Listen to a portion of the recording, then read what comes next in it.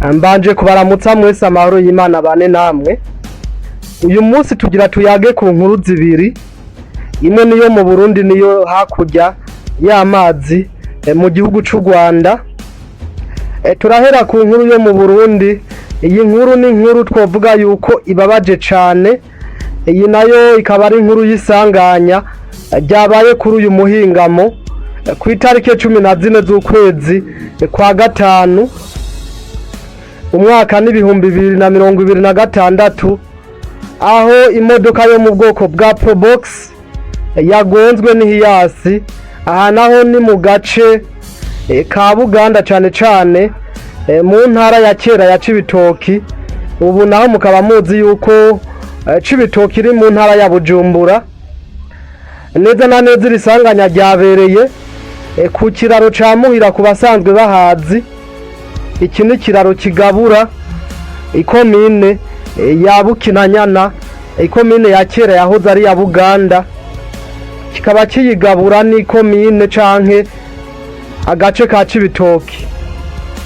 Iri naryo nisanganya tubona yuko Imana yakinze akaba atanumwe yapfuye, ariko bikaba biboneka yuko ryari sanganya ridasanzwe. Iyindi nkuru tuyaga ko turabanza dushiremo aka video kugira ngo mwumvirize neza cane ku basanzwe bazi ibijanye n'amashowbiz. Iyi ni inkuru ya Karasira Aimable. Uyu nawe akaba asanzwe azwi yuko ari umuntu yagerageje kuza aravuga ukuri ariko bikarangira kuzize. Uyu nawe nuwo mu gihugu c'u Rwanda. Ibi navyo byose tukaba tugiye kubirambura muri kino kiganiro. Jewe mugiye kubana ndi John Fire nkuko musanzwe mumenyereye mu biganiro bica ngaha kuri John Fire Desasenkana. Duhere ku nkuru ya Karasira Aimable wo mu Rwanda. Abatari bamuzi neza, uyu tukaba tubona yuko yahoze ari umwarimu muri kaminuza y'igihugu c'u Rwanda. Icyo dusabwa nta kindi kugira ngo tuzabone ubwami bw'Imana, turasabwa kuva mu uyu nawe bikaba byakomeje kuvugwa yuko afise ikibazo cyo mu mutwe. Nyuma yahatanguye gukorera ama interview avuga ukuntu umuryango wiwe wapfuye wishwe na RDF Inkotanyi. Ibi navyo bikaba byabonetse neza na neza yuko byababaje canke bitanezereje leta y'u Rwanda, kubera ko musanzwe muzi ko mu Rwanda umuntu agerageje kuvuga ukuri yuko yaburiye muri genocide yakorewe abatutsi, akavuga ngo ibintu byabaye byarampitaniye umuryango, ariko bikaba biboneka yuko ashaka guhenga amavuga yuko imiryango yose yabuze. Ibyo bavyita guhengama kubera ko mu Rwanda ntibemera yuko genocide yahitanye bose. Ibi bica bituma wagirizwa yuko uri kurakora ico bita gupfovya canke gupfovya genocide yakorewe abatutsi mu 1993 mu gihugu c'u Rwanda. Ibi navyo bikaba biboneka yuko ari byo byafashe Karasira Aimable, bigaca bituma atabwa mu gasho. Ariko icakomeje gutangaza abantu benshi nuko yaburanye aratsinda muri uyu mwaka turimo wa 2026. Hageze ko aburana bamucira imyaka 5 yo munyororo. Bamaze kuyimucira baca basanga yaramaze kuyikora yose, yarasigajemo nk'indwi imwe. Niko guca baprograma umunsi azosohokera. Ariko igitangaje, umunsi yasohokeye agasho ni wonyene yaciye apfira ko. Bikaba byavuzwe yuko apfuye yiyahuye, aho bavuze yuko yanyweye imiti irenze iyo yahoranwa kubera ko yarafise ubugwayi bwo mu mutwe. Akaba avugwa yuko yahitanywe n'ico bita overdose. Ibi navyo bikaba byateye amakenga abantu benshi kubera ko yapfiriye muri stade canke ikibuga ca Mageragere, ari hagisohoka atarashika no hanze, umuryango witeguriye kumutora ngo umutahane. Uyu munsi rero niho habaye ikiriyo ciwe canke niho bagiye kumuhamba canke niwe munsi bagiye kumusezera no kumushingurana iteka, ariko abantu benshi batunguwe babonye mwene wabo ariko aravuga amajambo akomeye cane.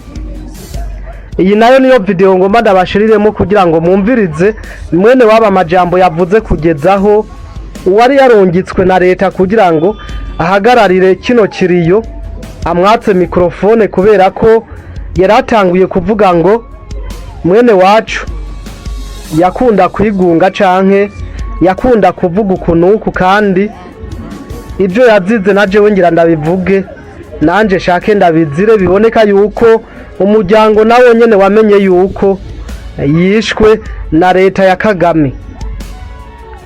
Iyi video rero muyirabe mwitonze kugira ngo mwumvirize ibyo uyu mugabo yavuze cane cane ko tubona yuko warahagarariye leta muri kino kiriyo yaciyemo aka mikrofone arayizimya, aho benshi bariko baravuga ngo uyu mugabo nawe nyene mu minsi iza ashobora kuburirwa irengero canke ashobora kwagirizwa yuko yiyahuye, kubera ko leta y'u Rwanda niko isanzwe bikora. Niho yahuriye no kubabara kuko yikoreye umurambo we n'amaraso amumeneka mu maso. Noneho etape ya nyuma amashuri yize kuri seminari Ndera, yabanje kwiga primaire aho bita kuri EPA hano musi yo kuri Gatagara. Yiga primaire kuri EPA, yiga tronc commun kuri seminari Ndera, yiga na O level ayiga lycée de Kigali, yiga na kaminuza Catholic University, yiga na UNR.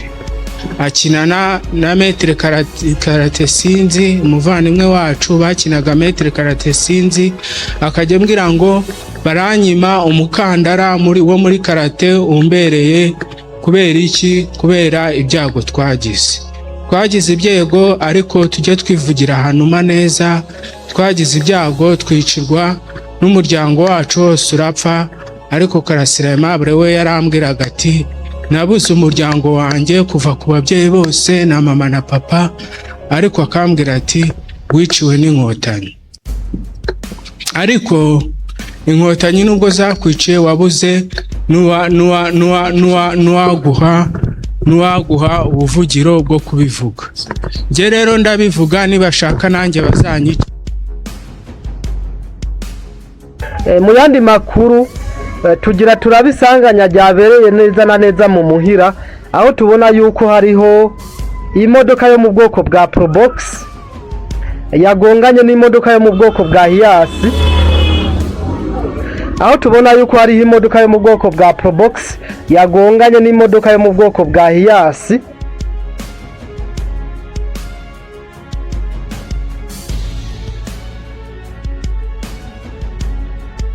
Iyi modoka yo mu bwoko bwa Hiace ikaba yateje no accident mu gihe ipine y'inyuma yari icomotse, bica bituma ita equilibre ikigongana n'imodoka yo mu bwoko bwa Probox, aho iyi modoka yo mu bwoko bwa Probox yaciye ibarabara ikorokera mu kiraro hasi mu mazi.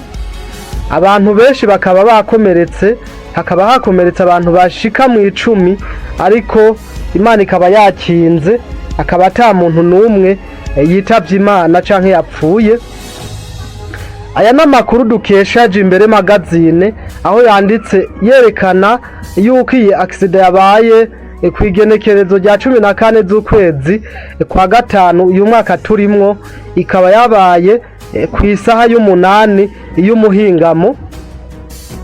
Ayandi makuru mukeneye ukaba ushaka amakuru avuga ku kindi kintu, andika muri commentaire kugira ngo amakuru yose mukeneye tuze turayabashikana ko ku gihe. Murakoze mwese mwadukurikiranye, Imana ikomeze kubana namwe.